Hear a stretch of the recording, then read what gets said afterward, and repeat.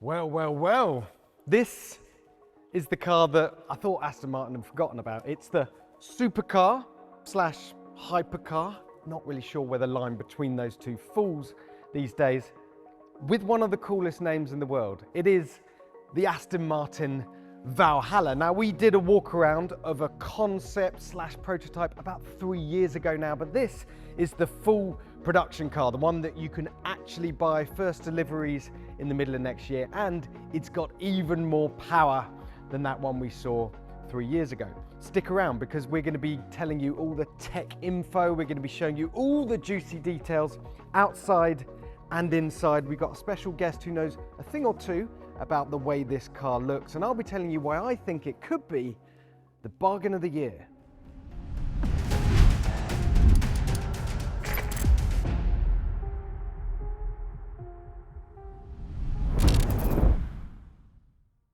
The headlines then.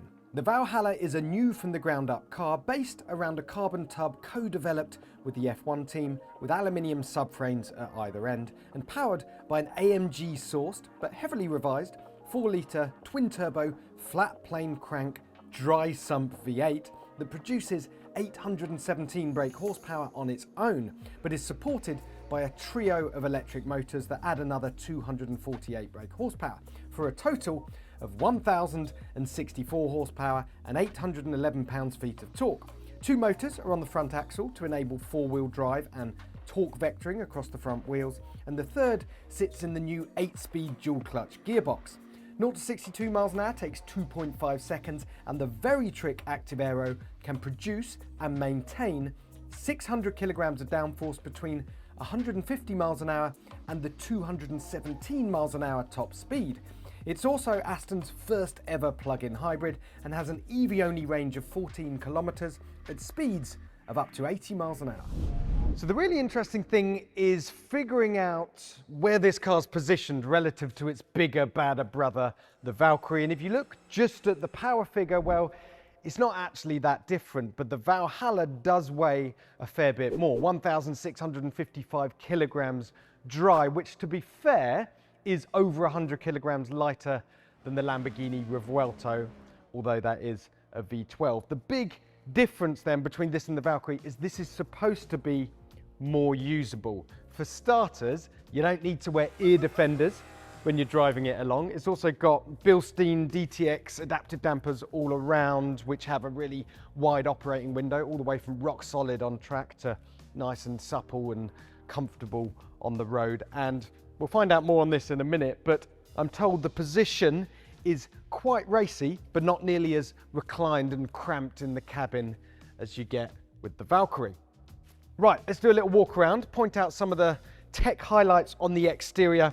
And the first thing is the active aero system. So under here, you've got an active flap that works in tandem with that massive rear wing on the back. Now, obviously, it's got different driving modes, 4 of them here: EV only mode, Sport, Sport Plus, and Race. And only in Race does that rear wing rise up 255 millimeters on those hydraulic rams to produce maximum downforce. But here's the interesting bit. When you get to 150 miles an hour, it's producing 600 kilograms of downforce. And from that point all the way up to the top speed of 217 miles an hour, it's bleeding off the downforce. It's using a DRS system to reduce it, to keep it at a constant 600 kilograms. Why? Because that is the sweet spot between drag and grip. And if you have the same downforce, then you have predictability when you're driving this car in the corners. And of course, if you stomp on the brakes, then you're going to get maximum downforce at the front.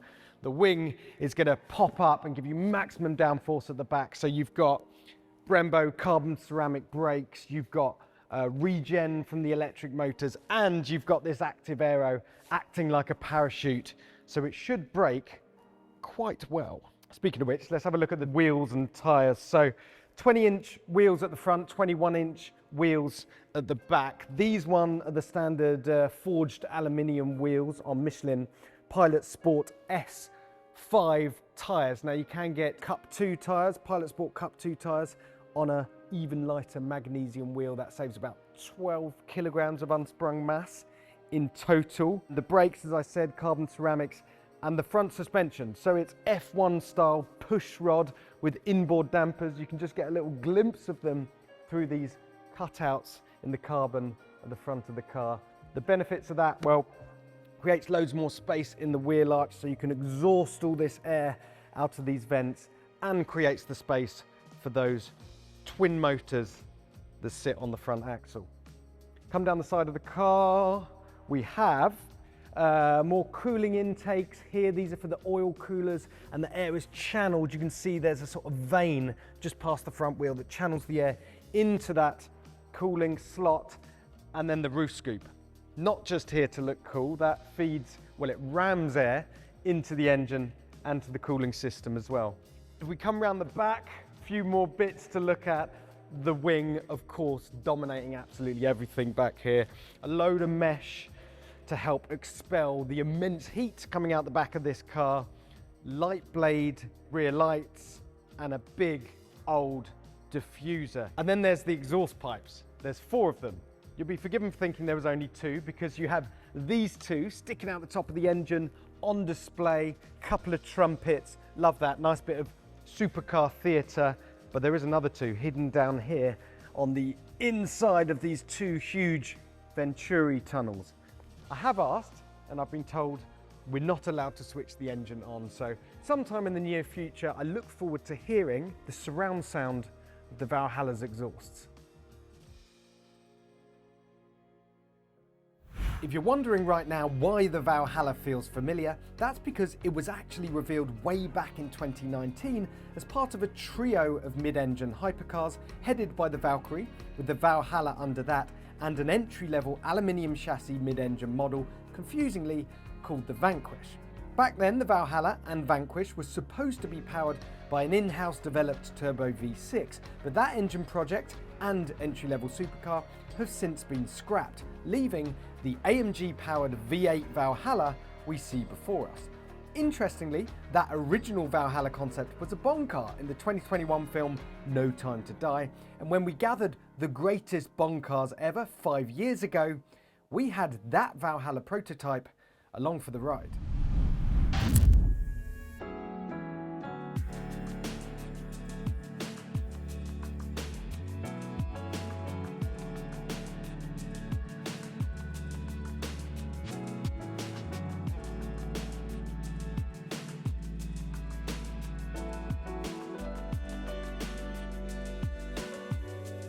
Okay, so we're on the inside. Those doors, by the way, they are forward hinged dihedral doors. Don't worry, you don't have to remember that. All you need to know is that they look flipping cool. They've got all that supercar, hypercar drama that you want, but they're also quite useful because you've got this really low and actually quite thin sill here, and the doors take most of the roof with them. So getting in and out of the Valhalla with a little bit of grace isn't as hard as you might think. All right, so let's start with the seats, or more specifically, the seating position. So you've got these single piece carbon fibre bucket seats, and yeah, this car is supposed to be more usable than the Valkyrie, but they are still quite reclined. Your feet aren't as high as they are in the Valk, and you're not quite as tipped back in that F1-esque seating position, but it's still quite purposeful, quite sporty when you get in here. You're certainly not going to mistake it for a VW Golf. What else can I tell you? So the steering wheel, according to the press release, is F1 inspired. Well, it's not an F1 wheel in terms of all the buttons and switches. It's fairly standard haptic feedback, touch sensitive buttons here, but you do have this kind of squircle style wheel going on, which is useful that they've cut away the bottom of it so there's somewhere to actually put your knees. Elsewhere in the interior, couple of screens, not much to say there. There is a lot of this recycled, chopped carbon fibre, which I have to be honest, when I saw the pictures of this, it looked absolutely horrendous, but in person, it's rather nice. And carbon fibre is such a big story with this car that why not have it exposed absolutely everywhere in the interior. Another little factoid for you, I just learned that you can have the exterior of your Valhalla in exposed carbon, and that saves 3 kilograms. It saves 3 kilograms worth of paint. So if you want to go for the ultimate lightweight spec, make sure you don't have your car painted. The view out, yeah, I can see all around me, although it is quite a thin windscreen in front of you, and the view behind is yeah, it's pretty much non-existent. But yeah, nice interior. I could get used to this. Even got a cup holder. So here's where it gets interesting. The Valhalla will cost £850,000 including tax, which is a hell of a lot of money, sure, and twice the price of a Lamborghini Revuelto. On paper, its closest rival is probably the £700,000 Ferrari SF90 XX, limited to 799 units for the coupe, but I'd argue Valhalla is knocking on the door of the multi-million-pound McLaren W1 and Ferrari F80 in terms of purpose. Sure, both of those have a little more power and a little more downforce, but as a result, they're not nearly as elegant as the Aston. Speaking of which, let's meet the man who designed it, Miles Nurnberger. Miles, thank you for having us. That's all right. Merry Christmas. Thank you. Merry Christmas. Yeah, I mean, indeed. look at this thing. Yeah. It's all right, isn't it? Yeah. Yeah. Get that under the Christmas tree. Good luck. Need a big tree. All right, so you worked on the original 2019 concept, right? Yeah. So a lot's happened since then. Here we are 5, maybe nearly 6 years later. How much has this car changed? It's changed both a lot and in some ways not at all. I think in design terms, the objective back then still stands, the styling themes that we created, where we wanted to go with the car. Technically, the car's evolved, improved enormously. Yeah. So do you start with that kind of vision and then engineering realities come into play, or are they always in your mind right from the beginning? They're always in mind. So you imagine this car in many ways was always nicknamed the son-of-Valkyrie. It came, we started developing this as we were a good chunk through Valkyrie development. So where we wanted to go and what the car needed to do was quite well formed. I think as we got into it, there was always this understanding of we wanted something that was more everyday, usable. I mean, you've driven Valkyrie, it's insane, it's brilliant, but it's not normal in all the good, for all the good reasons it's not Yeah, normal. yeah. But this, we wanted that accessibility for the car. So as we evolved it, then from the early first concept shown, that's where that maturity happened. Yeah. That was a V6, of course. This is a V8. Yeah. More power. All good. We like that. It's fantastic. Of course, that first one appeared in the Bond movie as well. Yeah. So have you got James Bond ringing you up to put this one in the next film? Love to, yeah. So we don't know who the next James Bond is yet, No, do we? no. Well, there we go. Well, here's your car, whoever you are, James Bond, if you're watching. So is there a new design language here, or is this, you know, it's such a mid-engine car, is such a different It form is for our factor. first mainstream, because obviously Valkyrie was very, very limited numbers, and it was, I mean, the car is experimental in so many ways. So this is a sort of coming into the core of Aston Martin and taking a lot of the ideas that we started to do there. Yeah. So I mean, this car shows it as well, you know, all these beautiful surfaces here, there's still this fluidity. Mm-hmm. And when we did it, when we were first working with Adrian Newey, we sort of nicknamed this thing of sort of formed by nature and controlling nature. So there is this massive amount of aero on the car, and there's this split between these painted surfaces and then the carbon surfaces on the car. And if you go around this, it's the same. All these carbon surfaces are trying to control all the airflow going around the car for performance. Yeah. So as a designer these days, are you an aerodynamicist as well? I think, like in the olden days, it always felt like the designer would pen the most elegant shape possible, and then the engineers would come in and, well, I'm not sure aerodynamics was even a consideration way back when, but you know, you have to build a shape that's going to perform. Yeah, in an aero. It's changed a lot, definitely in our team. I think even from when I started 15 years ago at Aston till now, the integration of the aero team with the styling team is like the team, and give the credit to the guy Andre Giric who penned most of the exterior. He was just literally on a Zoom call. Just keep the line open. Keep the line open as I designed it. It's that, and it's massive iterative steps all the time. So it's more like doing F1. You know, the features on the side here, they came in quite late because basically they were just going back and forwards, going, how do we make that better? How do we make it better? And you know, it was another 8-10 counts of downforce per side with these. Yeah. And so it was just like, that's better. Right, we're going to squeeze it in. We're going to squeeze it in, and that's going on throughout the whole process, rather than, as you said, in the old days, it was like, I've done a nice shape. Now let's make sure it doesn't take off. Yeah. Where with this, and the thing is, the team's really engaged. They actually love doing that work with the aero team, and we've got a great aero team led by a chap called Darren Coe, and there's ex-F1 guys in there, and you know, that relationship has to work to make a car like this. Yeah. Well, I think that's quite an interesting aero story with this car, and correct me if I'm wrong, in that you know, aerodynamics is becoming the new kind of battleground, certainly for the top end supercars, the more hardcore supercars, the hypercars, and yet if you focus solely on aero, you might end up with something that doesn't look particularly elegant, but this seems to tread that line quite nicely, and I assume it's because for Aston, you know, beauty and the elegance is like, it's your sort of core pillar, if you like. I love the fact that the wing doesn't pop up until you're in race mode, so it stays low and hunkered, and you get the sort of elegance of the silhouette. And then, oh, you want to go on the track? Bang, here we go. Yeah. And up comes the wing. Is that your job to always bear that in mind? So thank you for the comment. It is absolutely that. We want to integrate aero. I mean, you want to show it off, but it also has to be seamless in the way it's done. But it was absolutely that. It was always trying to make it beautiful and functional. And basically the really hard thing is to make that work hand in hand all the time, because as you say, sometimes it would be easy to make something that maybe performs aerodynamically but looks awful.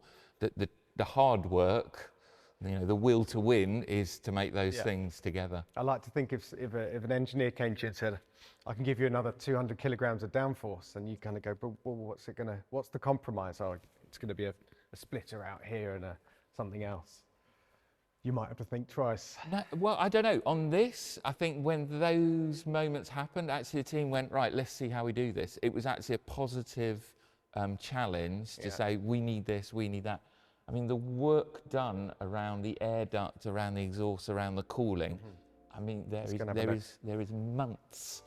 So there's all the cooling on the car, because you can see it's very, very discreet, in fact, the way it's done. But there's a huge amount of work done for the airflow that actually comes through down here, because obviously the exhausts get very hot, and there's all this thermal work basically to fire air through here to basically cool. It's hard to see, but there's actually another air duct in here as well. So there's air going round, cooling through all of this area. So the CFD thermal mapping that went on the rear of the car felt like years doing it. CFD thermal mapping. You know, when that meeting pops up, you're like, here we go. But as I say, I think as a team we engaged it, because you realise if you, and it's all about understanding each other rather than fighting each other. So it's just like, why do you want to do this? Okay, I want to do it for this, and then work on it. The business end of the car here, this is where you've got all the airflows coming together. As you say, you've got, you know, heat from not only these exhausts, but you've got two more down there. What's the thinking between splitting them? Dolby surround sound. Sound, but also thermal management, because you have heat soak, and actually it's easier to get the heat up and out of the engine than down here. So they manage basically heat through those two bits, but also it's sound. And also drama and theatre, and like you've got to love top-mounted pipes are just, they're exotic, aren't they? Exotic, and they're heroic. So what is Aston Martin these days in terms of, you know, you seem to have dialed up the aggression up big time. You look at the new the updated Vantage, the Vanquish, most powerful cars in their class. You're really this. Are you going leaning more towards, aggression and sportiness than ever. So we use one word because we always say we don't want to be fully aggressive. It's about being assertive, but not aggressive. Okay. So it's that walk into a room and have a presence moment that the cars desire. And it goes back in our history. We've had moments where we've been more assertive and less assertive, and it is something that probably, it's a modern context, it's keeping the cars contemporary. They are more assertive than the previous generation, it's true. I think also that world of aerodynamics, we're in F1, some of that comes out as being a little bit more aggressive in itself because we are chasing performance, and so you have to sometimes approach things in a different way. You said F1 there. So how much did you work with the F1 team on this car? Quite a bit. So AMPT, great team in there, and what do we gain from that? We gain a certain mindset. Best example is the clamshell. Actually, you can't really see what we're talking about. You can see a little bit, which is this bit here. So when we did, as you're going through the design process, what's underneath there was originally made of 20 separate panels. AMP took it, it's actually called the megaduct. Yeah. They took it and they make it out of one moulding in carbon, saving 7 kilos. And that's the F1 mentality. The megaduct. The megaduct. You need a megaduct on your living room wall, I think. Yeah. You know. And yeah, when you see in engineering presentations where they were like, yeah, this is conventional engineering. If you were F1, you would have gone through all this because we're after weight, we're after performance, and you get that. And that's working with the F1 team. That's the sort of thinking you get back into. And also F1 style push rods inboard, which lovely little F1 link, but also creates all the space underneath you need for your electric motors and all the other gubbins at the front of the car. And at the very end, we decided we'd show them off as well. Yeah, because I was hoping you would, because we saw some early pictures, but I hadn't studied them enough. You got to show them off. Yeah, you got to show them off. That's fantastic. What can you tell us about the interior? We won't actually dive in because we'll end up with our heads in a sort of black hole and you won't be able to see us. But so the interior is that you see as a real step in our language, and I think you'll see more of that in the future. There's a very much more toned appearance to the inside. The team, Leanne and Adam that works on it. Leanne's an Iron Man. She has crazy, beautiful carbon fibre bikes. If you go and put your head in there, you'll see the influence. Yeah. They're these efficient carbon sections, beautiful sections, but you can tell that it's as beautiful it is, it's a tool. It's there as a workplace. And a lot of the interior was this sort of notion of apex ergonomics. So everything basically in your eye line, with two hand, and making sure that the seat position, the steering wheel position is as aligned. You'll be amazed how many cars there is a misalignment between steering wheel and seat. They can actually be several degrees off between each other. And a lot of the work on this in the early days was getting that arrow sharp so that everything feels natural. Because it's a performance car, but it's also, we felt it was about getting performance out of the driver, out of yourself. And so you've driven the Valkyrie extensively, of course. Pretty racy sort of driving position in that one with your ankles somewhere up near your ears. A bit of that in this, not quite as much. Yeah, absolutely. It is a bit of that. The package is slightly different, but the hip to heel, as we call it, is far closer to Valkyrie than a normal car. So it's an incredibly, although it sounds unusual and people think, well, this might feel strange, it's incredibly comfortable, the seating position, and it feels slightly exotic. You know you're in a different thing. You know it's been thought about in a different way. Okay. Right, so how would you spec yours? All those 999 customers out there that are thinking, what would Miles, the designer himself, go for? I don't know yet. You probably spec this one, didn't you? Yeah. This is I was going to say, it's the sort of demo car. This one, but I think as you go through, you always, the thing for us is when you start seeing them on the road, your opinion of what you're going to spec them is slightly different. I actually think, I haven't seen one yet, but I'd love to see a metallic white one, so it's very cold, NASA-like sort of feeling to it. I think could really suit the car. Interesting. Well, you heard it here first. Well, look, it's absolutely fascinating. As ever with these things, especially with a car like this, I just can't wait to drive it. And I think we've got a whole nother conversation to have once we've done that. And then we can talk about comparing this to Valkyrie. We were talking about driving the Valkyrie earlier and what an experience it is, but this one's going to be quite different, but no less exciting. So looking forward to it. Yeah, let's hope Santa brings us one of these, eh?